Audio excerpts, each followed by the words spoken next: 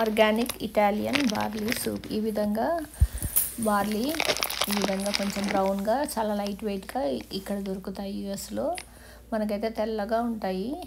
ఈ విధంగా కొంచెం వేయిస్తారు అనుకుంటాను. ఇవి నీళ్ళ పైన తేలుతాయి కూడా. ఇవి ఈ బార్లీ తోటి సూప్ చాలా టేస్టీగా ఉండడమే కాక ఆరోగ్యానికి కూడా చాలా మంచిది. ముఖ్యంగా ఎండాకాలం ఆడపిల్లలకి, అలాగే యూరినరీ ట్రాక్ట్ ఇన్ఫెక్షన్స్ వచ్చిన వాళ్ళకి కూడా ఇది చాలా మంచిది. ఇక్కడ ఒక చిట్కా చెప్తున్నాను. యూరినరీ ట్రాక్ట్ ఇన్ఫెక్షన్ వస్తే కనుక బార్లీ నీళ్ళలో వేసి మరిగించి ఆ నీళ్ళు తాగితే యూరినరీ ట్రాక్ట్ ఇన్ఫెక్షన్ తగ్గుతుంది. ఇది ఒక చిట్కా.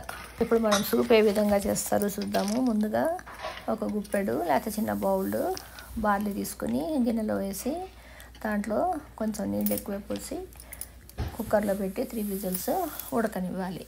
ఇప్పుడు అది ఉడికే లోపల మనము ఒక ప్యాన్ పెట్టుకుని, నాన్ స్టిక్ ప్యాన్ పెట్టుకుని ఇందులో ఒక స్పూన్ బటర్ వేసి దీంట్లో ముందుగా గార్లిక్, వెల్లుల్లిపాయ 4 పాయలు సన్నగా తరిగి అది ముందు వేయించుకోవాలి. అది వేగిన తర్వాత ఇక్కడ ఫ్రోజన్ వెజిటేబుల్స్ దొరుకుతాయి కదా, ఆ ఫ్రోజన్ వెజిటేబుల్స్లో carrot, beans, sweet corn, peas ఉంటాయన్నమాట.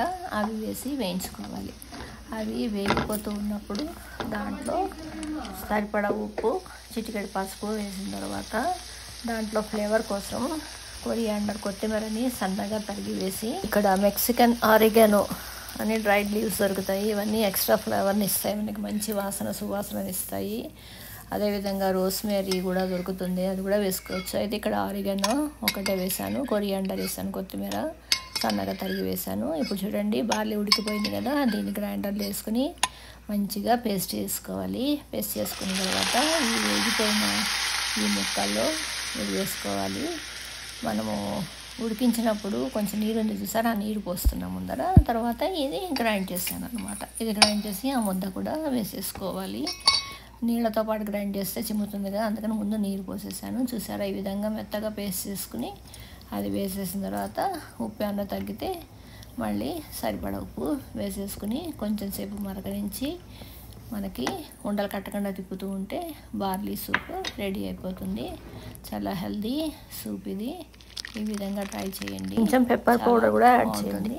Healthy soup ready.